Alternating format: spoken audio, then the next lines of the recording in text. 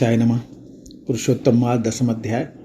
ऋषिगण कहने लगे, हे सुंदरी, अब से तीसरा मास पुरुषोत्तम मास आएगा।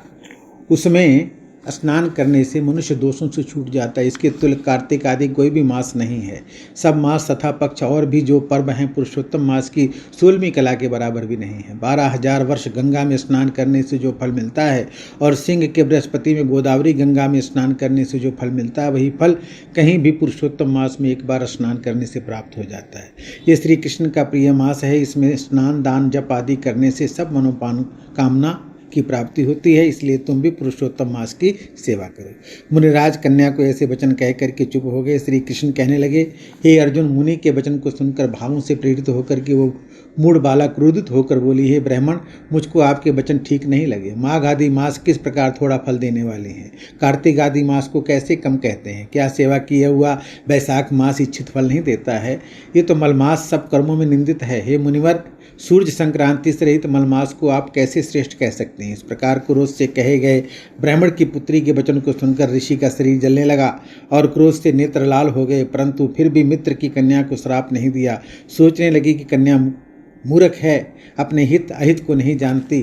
पुरुषोत्तम का महात्म जो बड़े बड़े ज्ञानी भी नहीं जानते, तो कम बुद्धि वाले पुरुष और कन्याएं कैसे जान सकती हैं? और ये बिना पिता की कन्या दुख रूपी अग्नि से सुलगती हुई मेरी अत्यंत उग्र श्राप को कैसे सहन कर सकेगी? ऐसे उत्पन्न हुए क्रोध को दूर करते हुए अपने स्वस्थ होकर के व्याकुल कन्या से कहने लगे, तू दुखी और नादान है, इसलिए तेरे पर मेरा कुछ भी कोप नहीं हो रहा है। जैसा तेरे निर्भाग्य में मन में हो वैसा ही कर, और भी जो कुछ होने वाला है सो सुन। मैं कहता हूँ, तूने जो पुरुषोत्तम मास का अनादर किया है, इसका फल इस जन्म या अगले जन्म में अवश्य होना चाहिए। क्योंकि तेरा पिता मेरा मित्र था, इसलिए तुझको श्राप नहीं देता कि तू बालक है और अपने शुभ अशुभ को नहीं जानती। तेरा कल्याण हो, मैं तो नारायण की सेवा में ही जाता हूँ।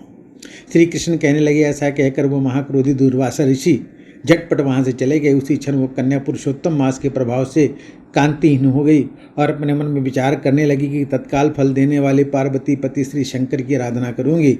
ऐसा निश्चय करके अपने आश्रम में जाकर के वो कठिन तप करने लगी और भगवान शिव की आराधना करने लगी।